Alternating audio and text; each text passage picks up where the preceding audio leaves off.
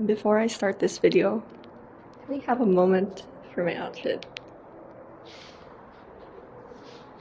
Today's topic is things you should consider before studying in China. First thing is the food. If you have allergies to any of the following: eggs, peanuts, soybeans, these are very commonly used in China. Like there's peanut sauce almost in every store. Almost everything has egg, or like it's exposed to egg. So you have to be really careful about that. I have a friend who is allergic to these stuff and she manages. She always brings her medicine around. So yeah, keep that in mind. Have your medicine ready and you have to speak clearly with the waiter or waitress. Some of them actually lie to you. You have to be like, does this have egg? And don't make it seem like you don't want egg. You have to make it seem like you want egg. And then she's gonna be like, yeah, of course it has egg, or something like that. And then, yeah. Or if you have like any diet restrictions like celiac, it might be a bit hard because most of the food, dumplings, the wrapper is carbs, rice, noodles. You might have to find a way. I would recommend renting an apartment instead of living in the dorm because usually dorms don't allow cooking. Second main point is lifestyle differences and weather. I've lived in a tropical country for my whole life and I suddenly moved here. There's 4 seasons. I had no idea what it would be like transitioning from one season to another and how cold winter would be. It's not even that cold here, but I'm not used to it. So yeah, be prepared. Have your clothes ready. Another one is there are smokers everywhere.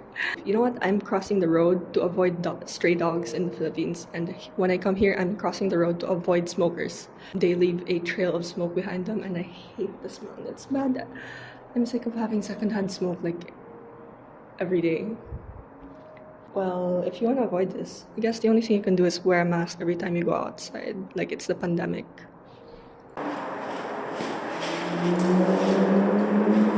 Be careful about the topic of religion because for some people it can be a little sensitive. Don't really dig into it. Although it's not so much of a controversial topic, but you know, every country has their own like little taboos and it can be a bit sensitive. So if you want to play it on the safe side, don't ask about such political things and like religious things. In China, they don't really speak English here. So you have to know basic phrases, especially if like you have zero background at all. It would be very hard to navigate. I mean, there's Google Translate nowadays, but this leads to my next topic.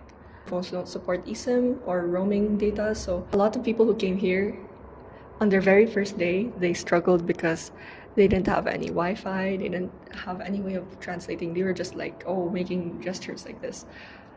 I want you guys to avoid that if ever you do come to study here, so be prepared. Yeah. Next, about eSIM or roaming data. If you can get roaming data or eSIM, it's a very big help because, you know, translating apps and paying. Oh, everything here is paid through scanning. If you connect your credit card to your WeChat or Alipay, it would be a very big help and it's very convenient. Next is app or usual app alternatives. The thing here about apps is there are like some that are blocked, and YouTube, Pinterest, Instagram, Discord, Messenger, Facebook, all of these, they were blocked. And I only had roaming data, so I couldn't really connect with my friends. I thought like, oh, I'm screwed because all the VPNs I downloaded weren't working. So you should have like a backup app for the apps that you might not be able to use for a while.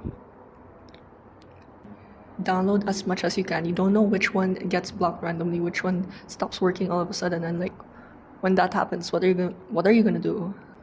You need VPN to download VPN. How are you gonna do that? This is what I did. You're gonna have to buy roaming data and use your country's data to buy the VPN, and it costs money, so I don't recommend it. Be prepared. Have VPN downloaded on your phone, on your laptop, all your devices. I couldn't find a free VPN for my laptop, so doing presentations and everything else is just a little bit more of a hassle. I have to use a different engine and I have to use Outlook instead of Gmail because Gmail is blocked. When applying for schools, use an email that isn't Gmail because it's gonna take so long to get verification codes and responses. Yeah. My last point is you're gonna have to walk a lot because China is a very walkable city and the public transport is pretty good in the big central cities, well developed cities. So if you're not used to walking, maybe you can start practicing. I don't know. I mean, you can also ride the bike, but for me, it costs like every time I use it, I spend 2.5, and like that's like 1/4 of a meal here. So I don't think I want to be spending that much on biking when I can just walk. Yeah. If you haven't been in an international environment, then be prepared because being in an international environment, just let my expression explain. There are many different kinds of people, and you have to be prepared for who you're going to be with and keep an open mind because we all come from different backgrounds, different cultures, different everything. So, yeah, that's all.